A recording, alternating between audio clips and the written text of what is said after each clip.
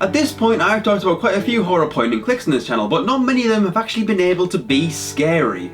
But recently I played a game which actually was, and that game is called The Last Door. The Last Door is an episodic horror point and click by indie dev The Game Kitchen. The first episode was published in 2013 by Phoenix Online, who also published the Gabriel Knight remake. The game takes inspiration from classic horror writers such as H.P. Lovecraft and Edgar Allan Poe, and as we saw with Shadow of the Comet, that style can be difficult to achieve in game form. The Last Door also prides itself on its pixelated graphics, creating a rare and unnerving immersive look and feel. And that's a pretty bold claim there, so do they achieve that?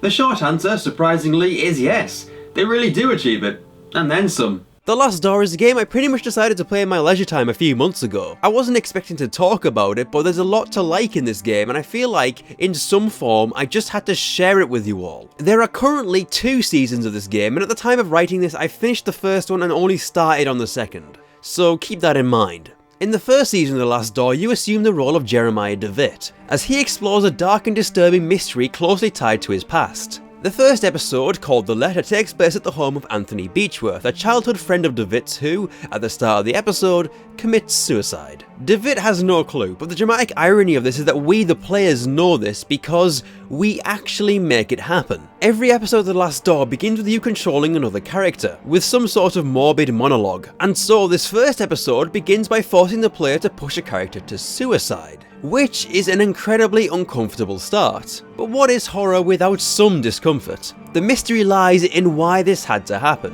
and that's the goal of DeWitt to begin with, exploring the Beechworth estate to find out things that may be amiss. The reason that DeWitt heads over in the first place is the letter that Beechworth writes, which contains the line Videte Nicia Sciat, which is Latin, so I probably butchered that pronunciation, because I know nothing about Latin. I'm just trying to make sure I don't raise the dead by accident. Precautions. Roughly speaking, this phrase means do not let anyone know, and it was the motto for DeWitt and Beechworth's secret philosophy group at their boarding school, which leaned heavily on the teachings of Christianity. The use of this phrase prompts DeWitt to look for his old friend, but instead he finds his home empty, dark and quiet. The only sound you hear upon entering is the grandfather clock by the entrance, and that's all. You find that the entire upstairs area is shrouded in darkness. We can't actually enter this area until we find some light because DeWitt just refuses to go in there. Luckily, there are some matches and a lantern in the lower parts of the house that allow you to explore, and the mystery unfolds from here. Because this house contains some less than ideal things. For instance, Anthony Beechworth's wife, Anna, is dead. Oh, off to a good start already. And she's been dead for quite a while, it seems. And now she's boarded up in this room, with writing on the walls. Lovely. At the risk of sounding incredibly obvious, something rather bad happened here. And throughout this first episode, it becomes increasingly obvious that there's something up with the crows here. Not only do you find out that they're tapping on the windows, but you also find out that they've been cannibalizing one of their own, which is, to say the least, a little bit horrifying. I think what I found most chilling about this is you can't even tell what they're attacking at first. I just assumed they'd be attacking some kind of vermin or something, not one of their own. And the creepiness of the crows comes to a T when you play some music on the record player. Okay, so I was going to show the clip originally, but I decided not to spoil it because I feel like I'd be doing the moment a disservice if I showed it without all the atmosphere and build-up, because it really matters here. I mean, this is a game that managed to make pixelated birds scary. I don't think many other games have managed that. Obviously, it's not the first time birds have been made into something creepy. I mean, you have Hitchcock and Poe.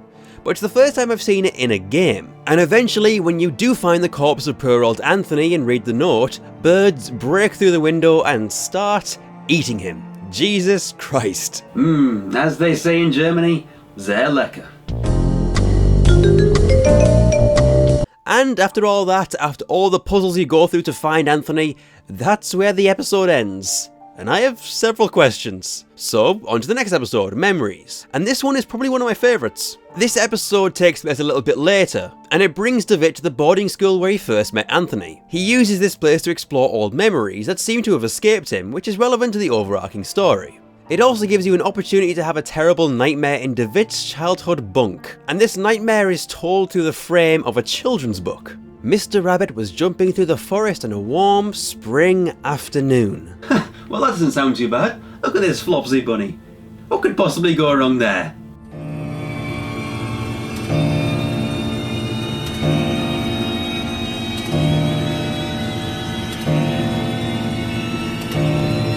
Oh, Mr. Rabbit doesn't seem to be too happy about this whole situation. I'm just gonna leave. You guys have fun up here, alright? I think I'm done. This second chapter has a lot more characters than the first one, and I'm not sure if that makes it creepier. Because there's definitely something amiss that's hard to place, and the people here are vaguely aware of it. It's one of those chilling little details about this episode. But anyway, let's move on and talk about chapter 3. Now this chapter takes place in the foggy back streets of London, where you keep seeing a man who keeps walking off, presumably leading you somewhere. This specific episode houses the scariest moment of the entire game. So here's a spoiler warning this time. I'll put up a little timestamp that says, hey, this is where the spoiler isn't.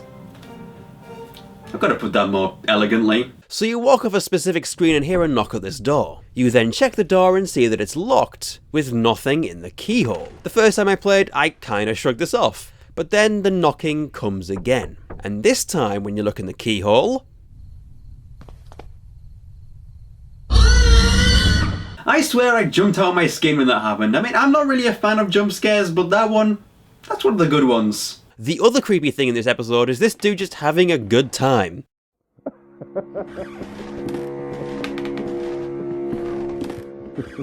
What's going on in there, dude? Can I see what's funny?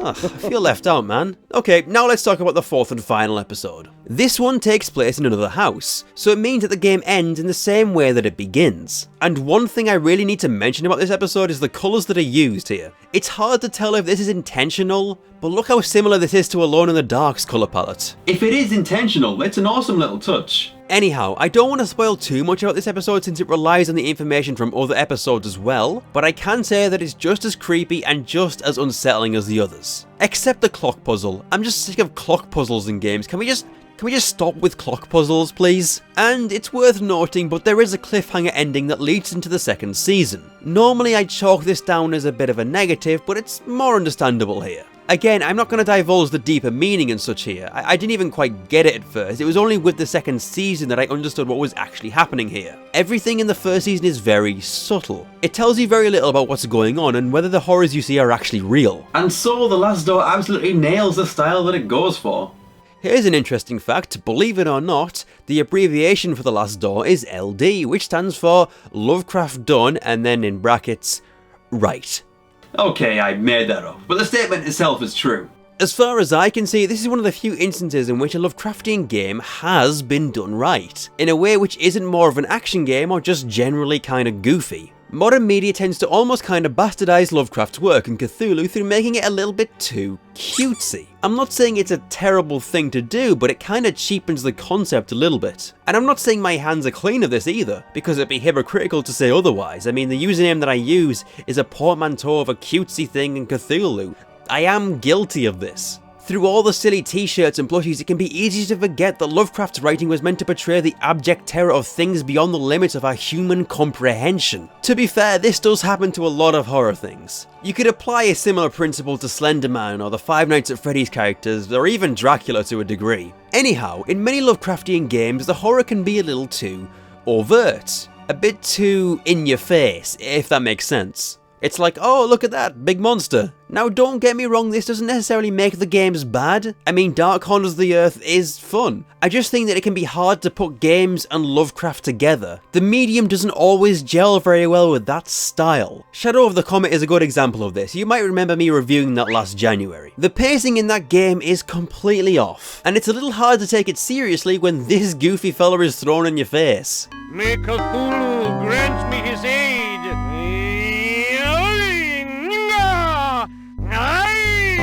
What I'm trying to get at here is that The Last Door shows an understanding of Lovecraft's style so much better. The scares come from things that you can't quite understand or necessarily even see. It can't even be confirmed if the horrors are actually there, if the monsters are real or not, or if they're even monsters to begin with. It doesn't tell you a lot about what's going on, but it tells you just enough to preserve that sickening feeling of fear and dread in your stomach. And unlike Shadow of the Comet, it does pace itself. The episodic content allows the game to be steady and even throughout. It's not all built up with a massive payoff. In many ways, the payoff is the full experience because things start to fit together like a big old jigsaw puzzle.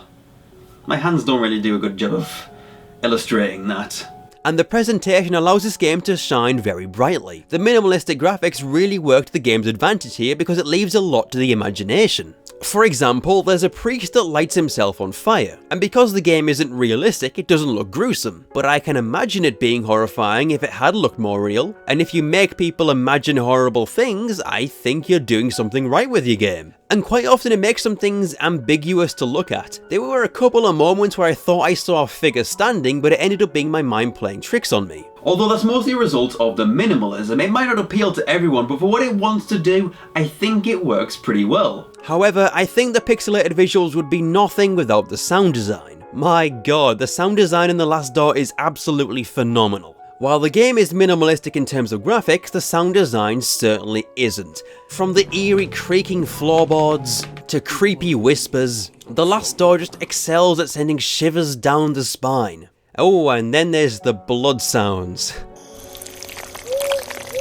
Lovely. For me, the absolute best moment of the sound design was at the end of episode 2, when David gets buried alive by a creepy caretaker. You see, there aren't any visuals to suggest that this happens, it's all in the sound. It's like ASMR but 10 times more horrifying. If you've got headphones on, which I do suggest, it actually sounds like you're in a narrow box with dirt being thrown on top.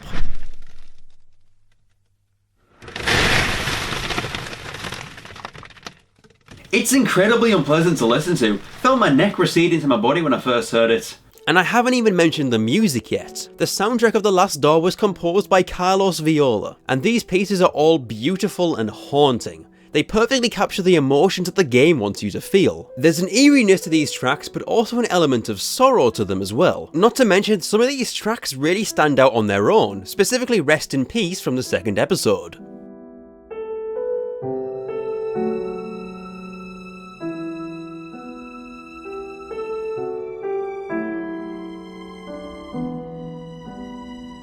I feel like the only way I can really criticize the music is the fact that you will kind of notice them going through a repeating cycle, but that's mostly just a nitpick. They aren't annoying songs in the slightest, so you'll probably just think, oh, it's this song again, yeah, this one's cool. One way in which The Last Door doesn't always shine as much in my opinion is the puzzles. They're not bad. Hell, most of them are fine and easy enough to work out. It's just, sometimes the solutions are a little bit strange. But what else is new there? Adventure games, am I right? For instance, in the third episode, there's a segment where you need to get a feather out of a large birdcage, which David can't reach. So, how would you propose that we get this feather? My initial thought was to get something long, like a brush or a rake, to reach it and drag it closer to the bars. Because that would make sense. But no, to get the feather, you use a rolled up piece of sheet music. I mean, I only found this out by accident because I was throwing my items everywhere after getting stuck. And lo and behold, David uses the rolled up sheet music to blow into the cage, pushing the feather to an easy to reach spot. Which,